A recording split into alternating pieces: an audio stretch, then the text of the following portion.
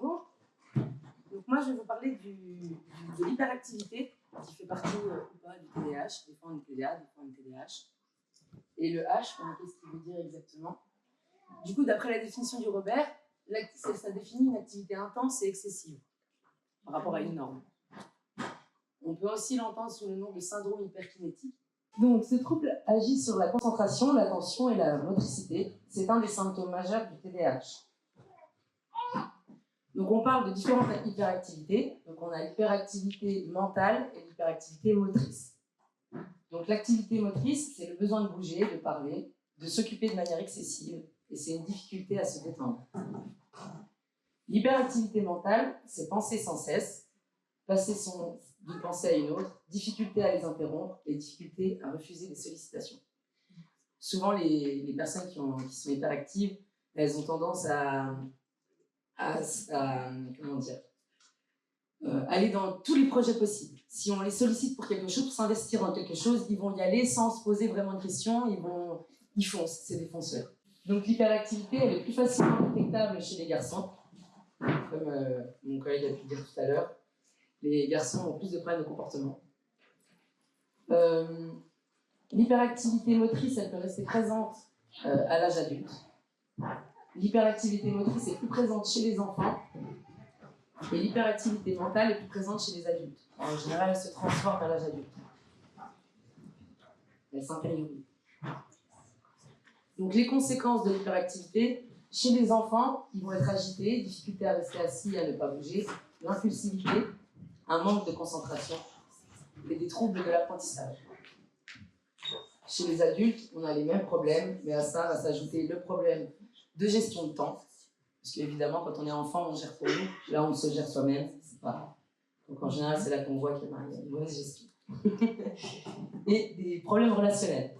Donc comme il l'a dit tout à l'heure, je trouve que chez les femmes, elles sont très souvent divorcées. L'hyperactivité, alors ça c'est tout un tas de fausses idées. L'hyperactivité n'est pas liée au milieu de vie ou à l'éducation, contrairement à ce qu'on peut entendre. C'est pas lié non plus à un stress psychologique. C'est pas une mauvaise formation scolaire, donc c'est pas la faute des professeurs. Ce n'est pas un manque de volonté, et on ne la guérit pas, on la canalise. Ça ne disparaît pas. Les besoins de l'hyperactif. Donc ils ont un besoin de mouvement, évidemment. De méthodes d'apprentissage concrètes, et différentes des méthodes traditionnelles. Des méthodes d'organisation, et parfois des traitements sont nécessaires. Mais pas avant l'âge de 6 ans. Et pas avant d'avoir testé tous les accompagnements possibles et les traitements hors médicaments. Donc comme les psychothérapies, les accompagnements éducatifs et même pluridisciplinaires, parce qu'en fait, on accompagne avec différents professionnels et chaque professionnel va travailler quelque chose et c'est la synergie qui va faire que ça fonctionne. Donc, comment accompagner le H? Au quotidien, c'est trouver son rythme en connaissant ses besoins, ses envies, ses capacités et ses limites pour composer et trouver son propre équilibre. Parce que c'est avec ça qu'on va pouvoir, nous, aller jouer avec les curseurs. Mais pour ça, il faut déjà connaître ses limites et ses capacités. Dédier un espace et un temps défouloir sans danger, parce que comme on l'a dit, on ne peut pas faire taire l'hyperactivité, on ne peut pas la contrôler, mais on peut la canaliser. Donc ça veut dire que si on a un espace de défouloir, on a cet espace pour aussi avoir le droit de se défouler sans être affligé de règles. Parce que souvent c'est ça. On peut se défouler, mais il ne faut pas crier, il ne faut pas sauter, il ne faut pas pour nous. En fait, on ne se défoule pas. Consacrer un temps pour partager des moments de qualité, parce que c'est des enfants qui ont besoin d'attention et une attention bien particulière. Donner des consignes simples, faire des rappels de règles au moment propice. On évite aussi les phrases négatives. Par exemple, ne jette pas ton linge par terre, ça va devenir mets ton linge dans le bac. C'est pas négatif. Et là, la consigne, elle est simple et elle est claire. Parce que ne le jette pas par terre, oui, mais ça veut pas dire non.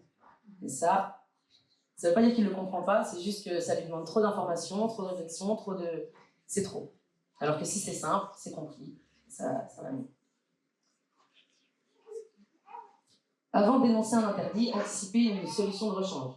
Un enfant qui va acheter des cailloux, des fois on a peur qu'il touche quelqu'un, Bah, au lieu de l'interdire de jouer avec les cailloux et de les jeter, eh ben, on va l'autoriser à jouer avec des cailloux, mais à les jeter dans un seau, par exemple.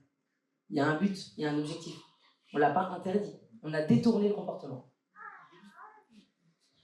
Valoriser, encourager, féliciter et récompenser de manière plus, parce que ça fonctionne bien. Utiliser l'humour pour déjouer une crise en devenir, parce qu'on sait aussi que quand la crise elle monte, on ne peut pas toujours tout éviter, quoi qu'on fasse. Donc si on doit y aller, autant essayer de cadrer les choses pour y aller plus tranquillement. Et mettre en place des repères visuels et des habitudes de vie, parce qu'on sait que le TDAH et en plus l'hyperactivité nécessite d'avoir quand même une routine assez identique tous les jours pour pouvoir avoir ses repères et être plus détendu quand une autre activité arrive. Donc les outils. Donc on va utiliser un calendrier de routine pour les repères visuels, pour l'organisation de la journée et les changements entre les activités qui génèrent souvent des crises.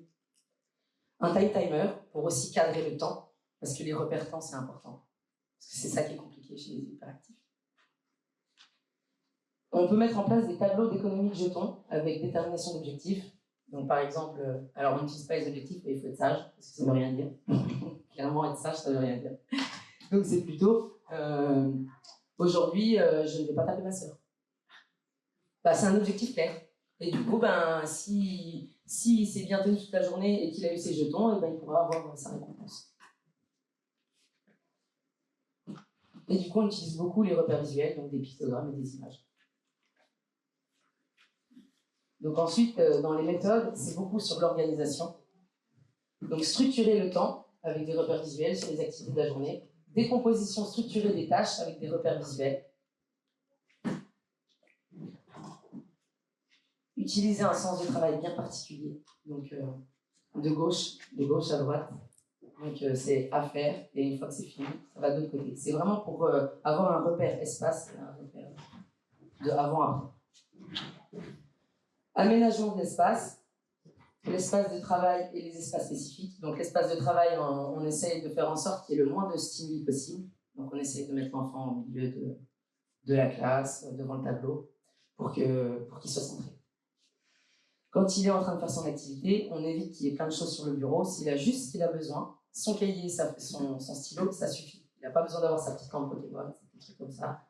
C'est juste source à aller appuyer sur le bouton dès qu'il a 2 secondes. Enfin voilà, il faut épurer l'espace de travail. Et pour les espaces spécifiques, c'est bien qu'ils soient bien définis. Au moins, il sait que là, il doit par exemple faire son travail. Une fois que c'est fini, il peut aller faire un temps détente dans l'espace lecture. Mais il faut qu'il soit bien différent. Il faut que l'espace lecture soit dans un endroit où vraiment il peut se détendre, pas en plein milieu des autres. Parce que c'est pas, la stimulation ne va pas faire qu'il va pouvoir rentrer dans cette activité de détente. Si vous avez une question, n'hésitez pas.